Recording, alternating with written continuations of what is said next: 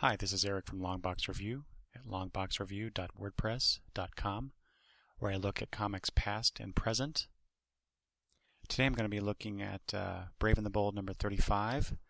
This is an unscheduled audio cast. I was not going to do Brave and the Bold number 35 originally, but since it was a continuation of my examination of Brave and the Bold number 34, my very first audio cast, and Brave and the Bold number 35 also continues the story for number 34. I thought, well, that's kind of perfect, so let's get started.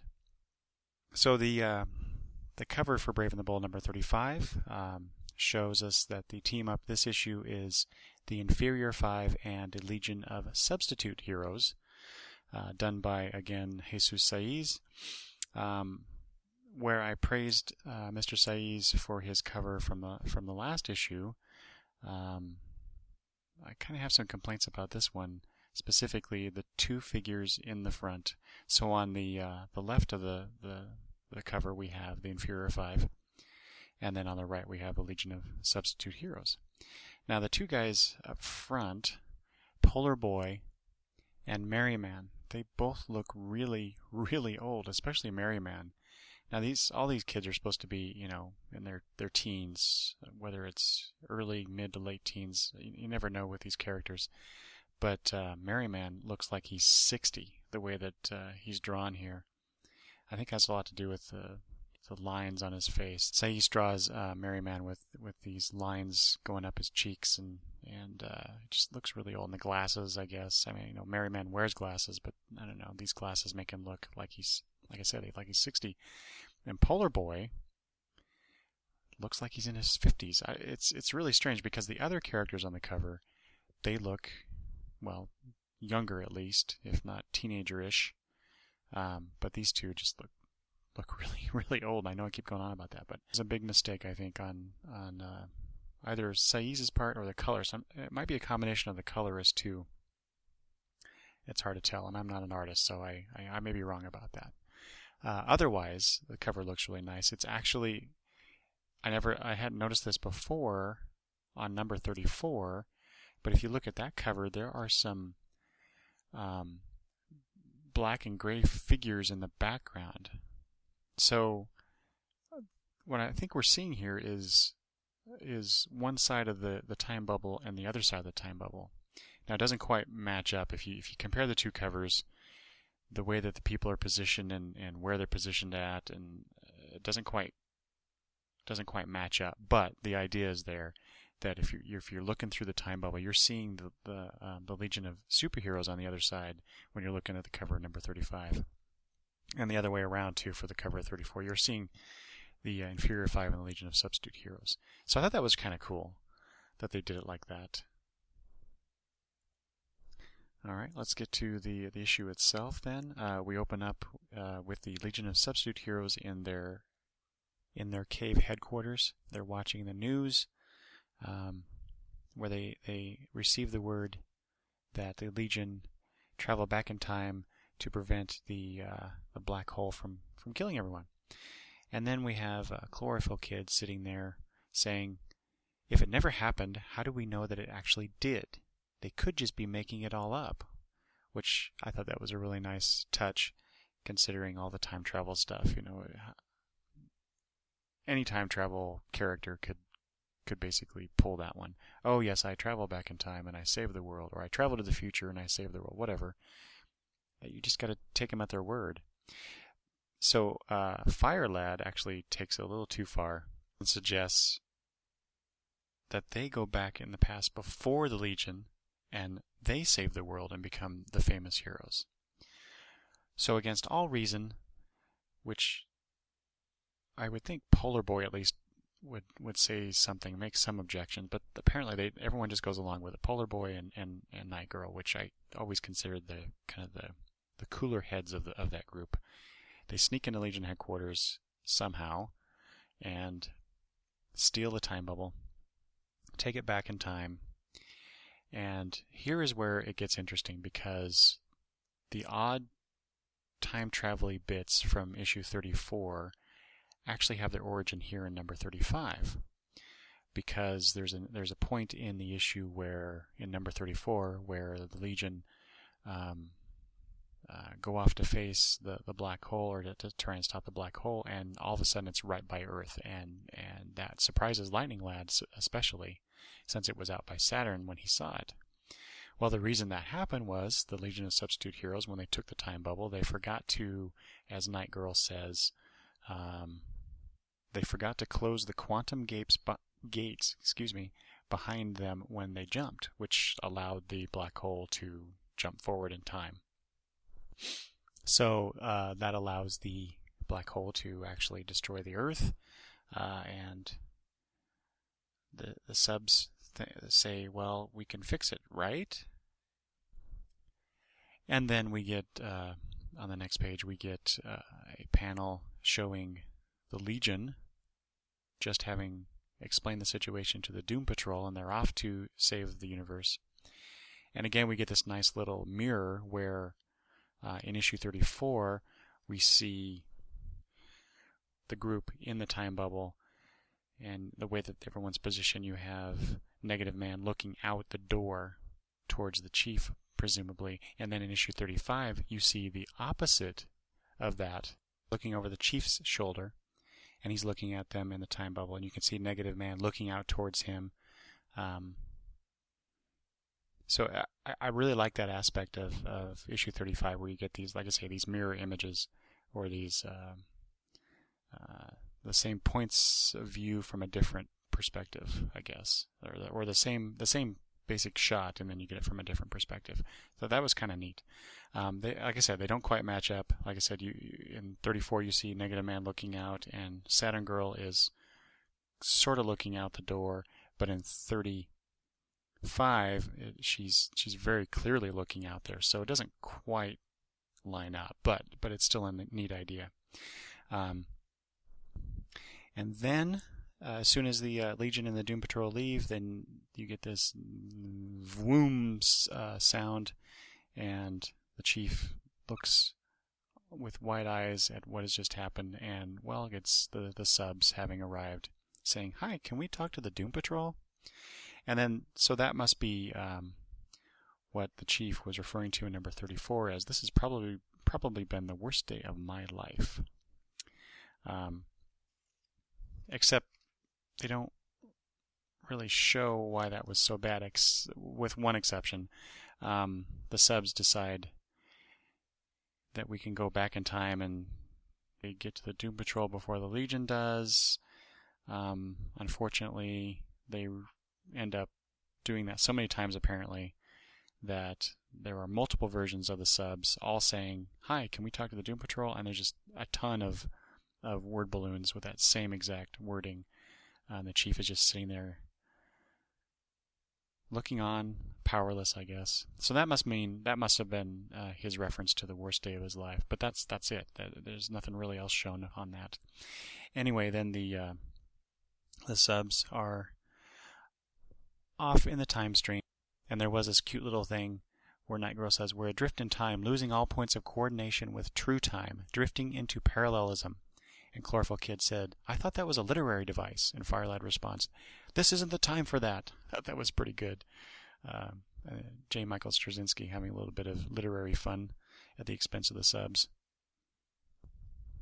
But the subs do end up landing somewhere in time, and they land, presumably, at the headquarters of the Inferior Five.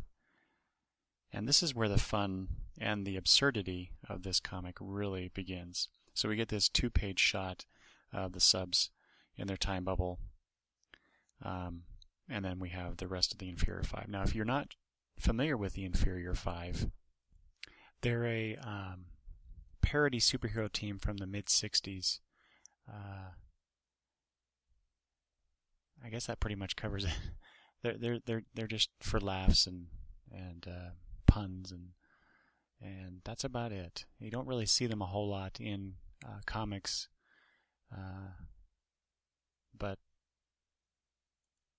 JMS did one of the San Diego Comic-Con panels did reveal that if he could do an ongoing with whatever characters, he wanted to. He said he would do a comic with the Inferior Five, which would be interesting. But man, I would not want to read that. This little bit was more than enough to last me a while with the Inferior Five. So, but anyway, let's get back to it. So the subs meet the Inferior Five, and you get some comical moments where they, like I said, they introduce themselves when the subs ask them, and then you get this panel where Dumb Bunny, the female of the group, just stands there looking on, and everyone's looking at her, and it's because, well, she's the only one who hasn't answered that question. And she goes, "What was the question again?" And you have to, if you don't know, Dumb Bunny is blonde, so they really run with that whole, blondes is dumb gag. And then Fire Lad decides to try to explain the whole time travel thing. They're from the future, but they're going back to the past to save the future. And then there's this little black strip on the page that says 2 hours later, and the subs are just, all the other subs are just kind of sitting there or standing there. They're tired, they're exhausted, and they just want, I think the idea is, just shut up, Fire Lad. And mercifully, Night Girl says finally, "Can we all just get in the time bubble and get on with this?" So off they go. Off they go to fix the problem. Night Girl says, "Okay, at least we're going. Now all we have to do is to get to the black hole and use the Hawking theorem to," and then White Feather says, "What's a Hawking theorem?" Night Girl responds, "Does anybody here know what the Hawking theorem is and how it works?" And someone replies, "I thought you knew. We just assumed. Nobody said there was going to be a test, blah, blah, blah." So we get this little cute moment. And because no one knows what the Hawking theorem is, here's an example of a little bit of knowledge is dangerous. They decide to find Stephen Hawking to ask him about his theorem. Well, the problem is that they don't find Stephen Hawking, they find Stephen Balking. And Night Girl asks, "Well, why aren't you Stephen Hawking? Did the time flow change, or?" And Balking replies, "It would have cost too much to license his image." So they still ask him, "Can you explain the Hawking theorem to us?" And then the next page, and the caption says 6 hours later, and he explains all of it. And says, "That's how you can destroy it. It's really very simple." And Dumb Bunny goes, "I get it. It's like putting the black hole on a diet. You eat less and exercise more, use up more energy than you take in." Night Girl snidely starts to say, "That is," and Balking interrupts, "Absolutely correct. It is." Finally, off they go back into the time stream. Night Girl is piloting the time bubble and realizes it's very quiet, and she turns around and no one is in the time bubble with her. They're all down in the TARDIS-like lower levels of the time bubble. And they're all just talking around, or sitting around talking. Dumb Bunny is sitting on some piece of equipment, and Awkward Man bumps into her, and she falls down into this piece of machinery, and there's some electrical stuff going on, so she's shorting it out, and and she's stuck, so they're trying to get her out, and then finally do, and she goes, "Thanks. Darn, I lost my tail in there." And so that explains, of course, the whole ball of fluff, the pink ball of fluff that Saturn Girl and Lightning Lad were giving Cosmic Boy a hard time about in number 34. So that explains that. But here the gag, again, kind of like number 34, where the joke just goes on too long, or just it doesn't hit the right notes, and so it just sits there flat for me. This whole thing about Dumb Bunny falling into that machinery and losing her tail goes on for basically a page, which to me is kind of wasted space. Why did they put so much? Why did JMS put so much energy into examining that? It just doesn't make a whole lot of sense to me. Maybe there's another issue coming out that will explain all of this stuff. God, I hope not. But because of that, they realize that their time bubble is sort of broken. So what are they going to do? Well, they're going to go back into the past to where the Legion has gone to see the Doom Patrol, and while they're talking, the subs take the Legion's good time bubble, and then that's where we get again the little aside or joke or whatever you want to call it, where Saturn Girl said, "Wait, wasn't the time bubble on that side of the room?" And so that explains that little bit. And we get another or a recreation of those panels, like I mentioned earlier about the ball of pink and white fluff, and with Lightning Lad and Saturn Girl giving Kaz a bad time, which, like I said, it's kind of nice that they're kind of explaining this stuff from the previous issue, but at the same time, that's a lot of wasted space that I think we could have gotten ourselves without being hit over the head with it in number 35. And then they find the black hole. Night Girl is saying, "There it is." And then the blimp goes, "That's a whole lot of nothing." White Feather responds, "Or a whole, period, a lot of nothing." And the blimp says, "That's what I said." See, get it? It's a play on words. Whole. Anyway.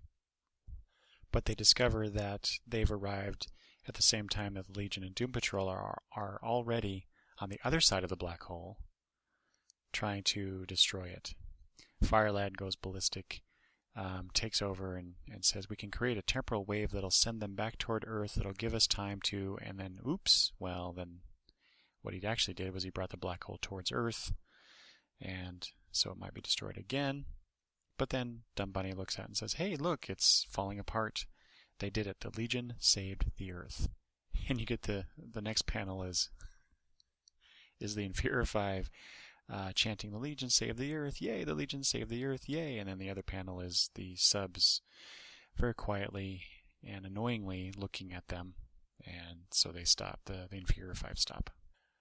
And Fire Lad says, "Well, we still have the time bubble. We could go back and try again." And Night Girl puts her foot down. "Nope, it's done. We're all done." And so the Inferior 5, or Merry Man of the Inferior 5, says, "Just a wild idea, but why don't you take us with you to your future Earth? We could join your team." And Dumb Bunny goes, "Yeah, we work really well together, don't you think?" And then you get the subs looking very annoyed at her and the rest of the team. So they go back to Earth, drop them off, and leave. The problem is, you find out, when they left, it was 1972, and Merry Man is looking at the paper, and it's 2010, 30 years in the future, and they have no way of getting home. And Dumb Bunny says, "We can't go home? Now where do we go? What do we do? Who will give us a home?"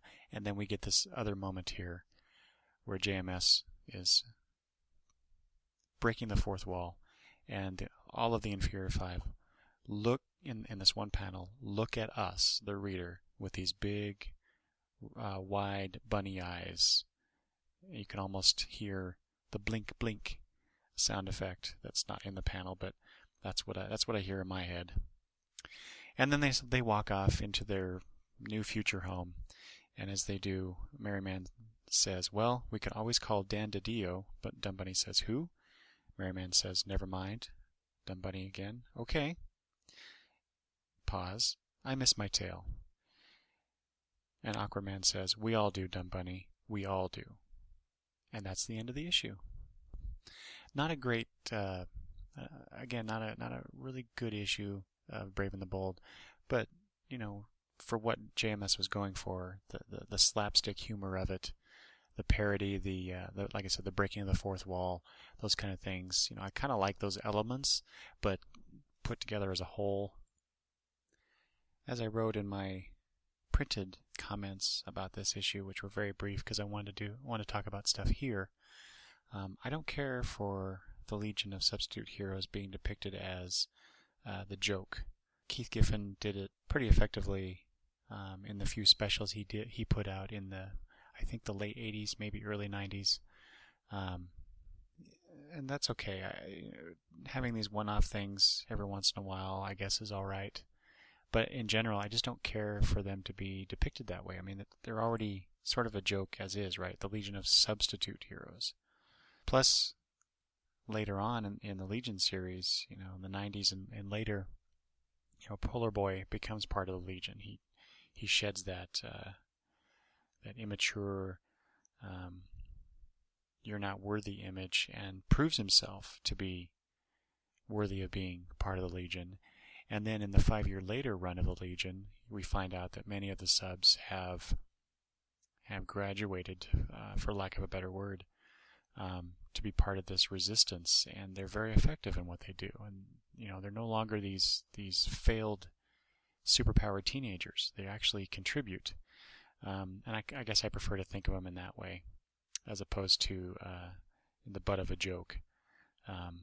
But here we are. You have the Inferior Five and the Legion of Substitute Heroes in Brave and the Bold number 35, and hopefully we don't see that again anytime soon. But for this issue, this particular instance, it was sort of funny, although not that much. So can you imagine if JMS actually did an Inferior 5 comic? I can't. I don't know what that would be besides a constant running gag that would get old very, very fast. But maybe he could pull it off. I don't know.